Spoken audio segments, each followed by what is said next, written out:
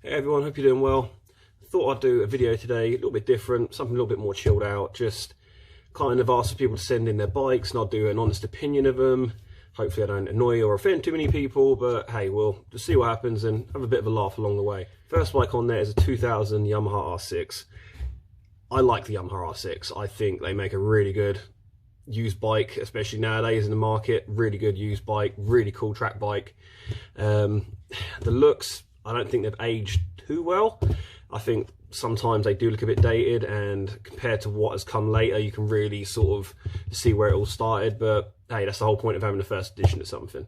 It's something to build off, not something that's supposed to be absolutely perfect from the moment it comes out.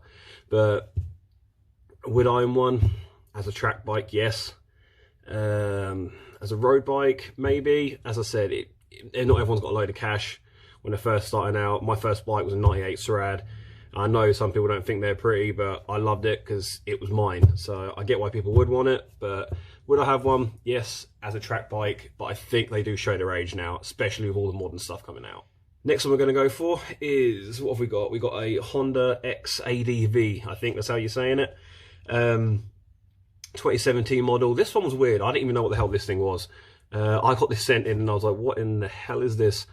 I had a look, and from what I can see, it's kind of a super scooter, sort of off-road looks. It looks a bit like a Triumph Tiger, but with a step-through sort of design like a scooter. Like it's very, very bizarre, but it does look pretty cool in its own unique way. It's very different. I haven't seen many things like it. As I said, I didn't even know what it was.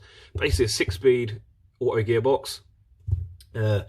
Comes in around 58 horsepower apparently. It does look pretty cool, and by the looks of what I read online, it has got all the little bits and gadgets, all the TFT and bloody blah, all the weird, all the mad stuff that comes on most modern sports bikes. But it does still look like a scooter, and I don't know, I loved my scooter when I had it, but that's because it was cheap and cheerful and it served a purpose. This thing is nearly 10 grand. Am I spending 10 grand on a scooter? No, really not. So that's that one covered. Next on the list, what have we got? We got the Triumph Daytona 675. Now, you guys know how much I love Triumph after reviewing the 765 RS, awesome bike. And this one has been sent in by my good friend Jack, Count Jacula, on Instagram. I'll stick a link up somewhere around there. Go follow him. The guy is an absolute legend, one of my best mates, one of the most intelligent people I know when it comes to stuff like motorbikes and fixing anything.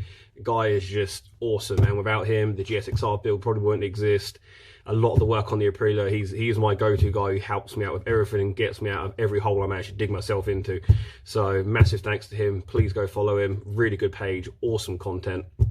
But yeah, his bike, I actually went on a track day with him at Snap, and that thing, man, it moves. The guy's an awesome rider too.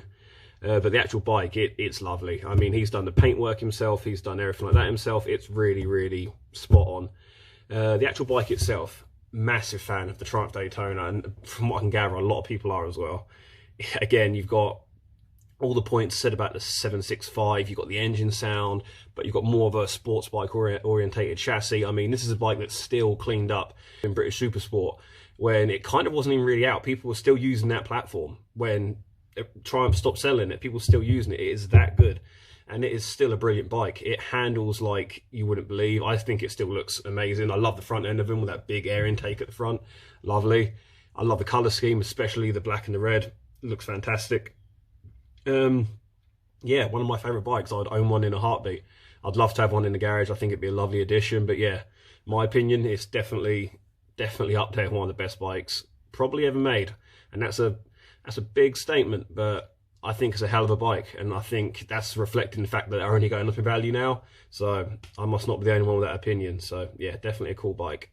What have we got next? Another one we have here sent in by Tattooed Rider. Now, Tattooed Rider is also a good friend. Haven't had the pleasure of actually going out and riding him yet because of lockdown and because of all the other stuff that's been going on in the world, all the crazy stuff, but he's been a massive help. And when I first started all this, and I was really nervous, I didn't know whether or not I was going to do it, he really helped me, just kind of explained to me that it's just for fun, and I wasn't actually going to do it, but he kind of one of these people that said, no, just do it, have fun with it. Really big help. Always a nice guy, always got kind words to talk to you about. always supportive, really, really helpful. So thank you for that. And if you don't follow him, please do. His page is absolutely epic. He's also the founder of the Mad Mob, which is some really cool clothing you can get hold of. But his R1 is just it. Yeah, I mean, I'm a big fan of the R1. I said in one of my other videos that was on the table when I bought my Aprilia. If I didn't go for the Aprilia, it was definitely looking towards the R1 sort of things. I know initially it was the GSXR, but the R1 and also the Ducati were probably up there with what I would have gone for had the RS4 not been the price it was. I love the R1. It absolutely sounds gorgeous, and we are talking about the new R1. I think the sound is brilliant. I think it actually looks, I don't know, I wasn't sold on the looks at first, I have to admit. I think the R6 front end looks better than the R1 front end, but I do like, I could live with it, put it that way. And when you see Tattooed Riders R1 and it's absolutely dripping in carbon, it's got the Olin suspension on there. It's like if you could pick the best parts of any sort of bike and fit them all on one and make it look just evil as hell. It's truly awesome. So I can't wait to see that bike in person, also meet the man in person. Hopefully get to do that sometime this summer. But yeah, Yamaha R1, can you go wrong with it? I mean, it's such a huge following, such a huge sort of like respect level, like all the way back to the original R1, which kind of changed everything. It's just one of them bikes. It's iconic, isn't it? It's just, and a lot of people I know will agree with that, but really, really nice. Definitely up there, definitely another bike I'd own. So yeah, 100% on that one. Next we have a 2001 SV650S. Now, this is one of them bikes that, okay, people say it might look a bit dated and look a bit here. And yeah, I get the looks, not everyone's cup of tea, but I think if you're looking at it from a sort of like newcomer's point of view, there isn't many better bikes. It sounds good, it looks okay, it's plenty quick enough, you can make good use of them on track. It kind of ticks all the boxes. Would I look at one now? Probably not, because I feel like I wouldn't need one now. But if you're first starting out in biking, then I think that's a very good option. As I said, it does everything fairly well, and they can be had for really, really good money now, quite cheap to be fair, which is also a plus point. But not the hugest fan of it, but I respect it for what it is. I think it is a very good starting point to get into this world of biking, and isn't going to cost you an arm and a leg to buy, to run, to service. It's just a good choice. So that's that one covered. Next we have one of my personal favourites, which I don't think I can have a bad word said about it, but I'm sure I can find a few in this, is the RS250 Aprilia. Now, big Aprilia fan, as you know, no secret. The RS250, I mean, that thing has just gone up crazy in recent years, money-wise. Them things are just absolutely mental. For good reason, though. They're really rare. They sound amazing. They're quick, as you wouldn't believe how quick they are around the track in the right hands. They're two strokes. I'd probably buy one purely just start up in the garage and smell it, because they smell amazing. I can't be the only one out there. Love the smell of two stroke. If they did it in some sort of like aftershave, I would buy it. I'm that sad.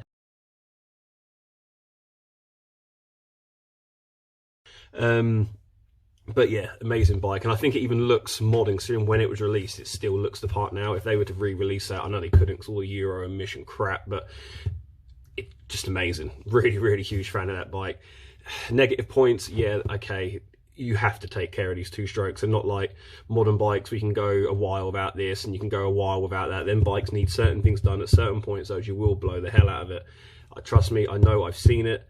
You do not want this. They cost a lot to repair, and again, they are a little bit on the temperamental side, but when it all comes together, amazing, amazing, amazing bike. So yeah, definitely one of my favorites. Next, the GXF 1400. Again, this isn't my cup of tea when it comes to bikes. I love all bikes because every bike ticks a box of what some person or what people need, but it's just a big, heavy retro bike. It just, I know it's made for that way and it appeals to a certain audience, but for me, yeah, okay, it's got a massive cubic capacity on it, and yeah, okay, it's got a lot of torque, but it's heavy. Would you want to throw it around bends? Probably not. But again, I get the argument, that's not what it's for. I guess if you're in the market, that sort of bike, fair enough. Personally, I kind of think bikes at now are a little bit dated, like, because you have bikes now that kind of, they'll be just as comfy. and they'll look just as good, but you also have the handling there, the performance there, and also all the other stuff that you want from a motorbike. So yeah, it's kind of been outdated by what has come out and how the market and how the actual industry has moved on by itself. So not a huge fan, but I know they've got a big appeal. So as I said, I'm a big fan of all bikes. So yeah, if that's what you're after, then go for it. They're pretty cool in certain respects.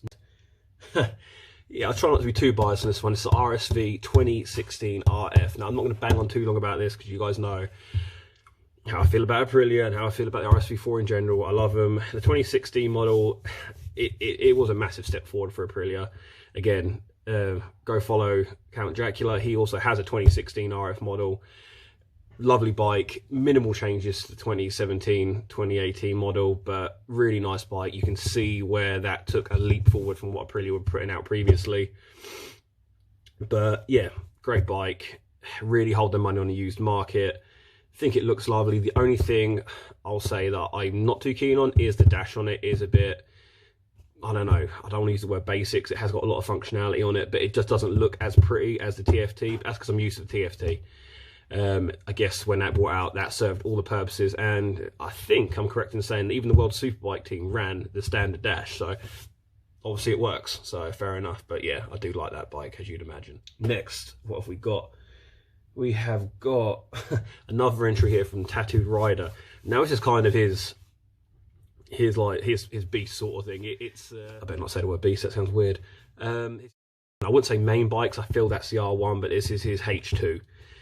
It is awesome. I mean, the H2, I'll be brutally honest about the H2. I still don't like the looks. I think the paint is amazing, even though it's not actually paint. But looks-wise, I just never thought it was a pretty bike. And if I'm spending that much money on the bike, I kind of want it to be pretty. But again, beauty is in the eye of the beholder. So it's totally different, which I like. I like the fact it's different to everything. You see it straight away, and it's like, yeah, H2, which is cool. You don't see a lot of them as well, which is also a really nice plus point. But the engine on it, I mean, with the exhaust setup he's got, and yeah, I mean, from someone who appreciates engineering, I think what they've done with that engine is really cool. What they did for the industry by fitting a supercharger and kind of going, now to hell with it, we will make something as quick as we possibly can. Totally respect that. That's pretty cool. So yes, I'd love one. Yes, I'd love to have a go on one. I think it'd be pretty bloody awesome. Would I buy one? If I could find one for the right price, and if it's as good as everyone said who rides one, I might buy it purely off of the experience of owning one and actually being on one. Looks wise, I said, not 100% sold, but I get it as a thing and as a sort of like something to achieve an ultimate goal of going as fast as possible.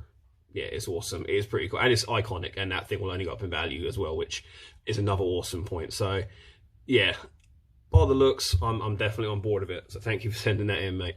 Next on the list, another bike which I think is probably one of the prettiest bikes ever made, and that's the Yamaha R7. Something about this bike, I don't know what it is. It's just, again, going back to being a kid and seeing it and being like, wow. Just a lovely, lovely looking bike from the front end to the colour scheme. It's truly iconic. Everyone remembers Hargo racing around on that. 750 engine. Made in limited numbers, purely made so that they could go racing in World Superbike. You needed to buy the bike when it came out new. It was very expensive, but you needed to also buy all the race kit with it, and there's stories about them not being a full power for certain ECU issues.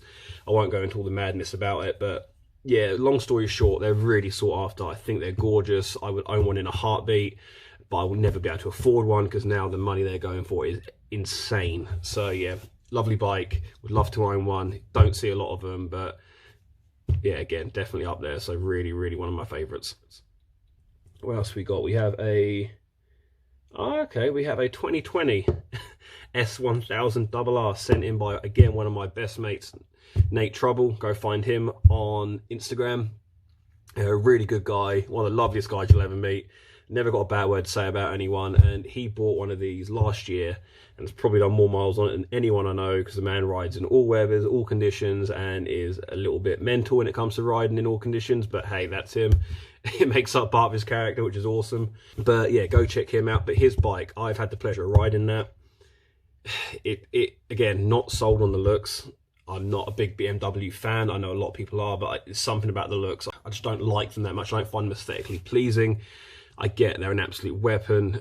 It's one of them things that people look at it and I think it's definitely a Marmite bike. You go look at it and go, yeah, that looks awesome, or yeah, that's not for me.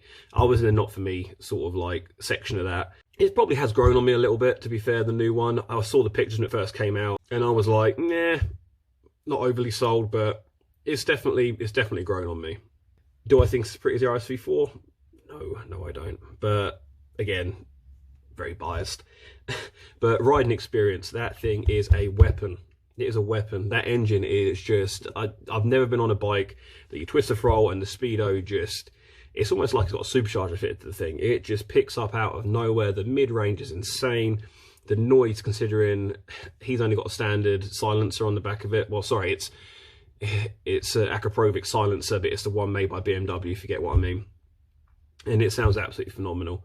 The comfort on it, for a super bike, wow. I mean, it is comfy. When I jumped off mine and jumped on his, it was, wow. It's like sitting on a sofa. And even he jumped on mine. He was like, how the hell do you ride this thing for long periods of time? That BMW is so comfy. And when you put into that, you have all the electronics on there that can even make the suspension a little bit more comfy. It's pretty impressive, the fact they've got a bike that handles the way it does, goes like it does, and also a few touches of a button. You could probably cover half of Europe in it, sort of thing. It's just one of them things that you could ride it all day. It's amazing what they've done with it, so hats off to them. But again, the power wise, the brakes wise, the dash is absolutely gorgeous and is so like, I don't know, so it just feels so futuristic on there. Everything is controlled on that dash. It's just a nice design. It's very German though. That's the only thing I'll say about it, and I don't mean very German in a bad way. It's very German as in it does everything well. Everything is precise, everything is done. It's just, I don't know, it lacks a bit of soul. It lacks a bit of, I don't know, hasn't got that passion on there. It does everything well, which again, that's all you can ask for a bike. But little things on it I did notice, that when he bought his bike, I mean, that's an expensive bike, and they didn't give you certain things on there. No tank pad. They didn't give you no tank pad on there to buy it separately. The cutouts on the side where you put the crash bangs are odd. Which again, is just weird. The little things that you just go, well, why didn't they do that? You know what I mean? Or why didn't they give you that in the deal? You'd expect something like that. But BMW, I think they could have thrown a little bit more in with the base model. But awesome bike. Totally respect it for what it is. But again, looks I'm not 100% on. But as a machine and as a bike, it's pretty phenomenal. It's up there. I mean, everyone who rides it says, wow, I rode it and I was blown away by it. So what else can you ask for, really? Next one on the list. Yeah, this one got sent in. I don't know if it was someone just trying to get me to go on and on about the bikes, but yeah, this is a RSV RF 2017, which is the same as what I've got there. Not going to say a lot about this because there's nothing else to say. I've done many videos on it. Amazing bike, my favourite bikes. If you haven't ridden one, go ride one. Awesome. That's it on that, because nothing else left to say on it. And the last one, the CBR 650R. I'm not a huge Honda fan, I'll be honest. I'm sorry, don't annoy anyone out there, but I'm not a huge Honda fan. I've been on a few. Again, I just find them a little bit soulless. They don't appeal to me. There's a few bikes out there that I've always gone, yeah, and looked at from a biker point of view. It's always been the Yamahas, the Suzukis. I've always liked the Aprilias, Ducatis. There's been a few out there, and that's probably the only two bikes I've always looked at and thought I can't see myself owning one was probably the Kawasaki and also Honda. There's nothing to say bad against them, sort of thing. It's just they've never really caught my interest, and I've never been like, wow, you know what I mean? They just haven't had that wow factor. Okay, as I said before, the H2's definitely got the wow factor. But I don't know, I've just always found them just, I don't know, they haven't sucked me in. Like, I haven't walked into a showroom and then been drawn to an R1 and be like, wow. I haven't ever had that with like a ZX-10 or a Honda. I've gone, oh, look at a new Fireblade. It's never really been a thing. It's always that stand I kind of walk past shows because I want to get to the R1 or the new Aprilia or the new Suzuki. Again, that is totally personal preference. I don't want to annoy anyone with that, but that's just how I feel. But saying that, the 650R, really good bike. In terms of what it's built for. It's built for that license restriction of getting you into biking. It looks pretty cool. Yeah, you can keep it for a few years, do the whole horsepower restriction thing. So yeah, it's cleverly marketed, I'd say. It's very cleverly marketed from Honda. It does what it's made for, sort of thing. But it's not one of them bikes I can see anyone aspiring to own, but that's not the point of it. But I just think it looks a bit bland. It is a little bit on the heavy side. The power's not going to be like wow. It's sort of a stepping stone bike, and they're not cheap. So yeah, again, it's a Honda, so it'll probably last forever. It'll probably keep going. It's not for me, unfortunately. But yeah, that's all I've got to say about that one, really. That's all I have to say about that. Right. Massive thank you for everyone who's entered the giveaway. It's been really good. Like, the amount of people who've actually entered it has been truly outstanding. So thank you all so much. Please keep entering to get up to them 1,000 followers. I think we're currently at about 850 something. So we've got a bit of way to go, but we will get there in the end. And when we do, there will be that prize of £50 and also a custom drawing, and also a second prize of just a custom drawing. Yeah, thank you to everyone who's been watching the videos, who's been subscribing to my YouTube channel. That's going really well. Thank you all so much for that. Yeah, and just hope everyone out there is being safe, and everyone out there is as looking forward as I am to hopefully getting out of this lockdown. Hopefully we get some good news from Boris on Monday, and we can start going out on a few rides, and I can meet some of you people who have been commenting, liking, sharing all my stuff. That'd be really nice to actually put a face to a name. But yeah, thank you all so much, and take care, everyone. Keep updated for videos going to be coming midweek, hopefully, because we've got some big things going on with the RS4, as you can see behind me. Some really cool stuff going on that, so I hope to bring you a video with that. So yeah, thank you very much. Have a good weekend, and take care for the week ahead. Bye.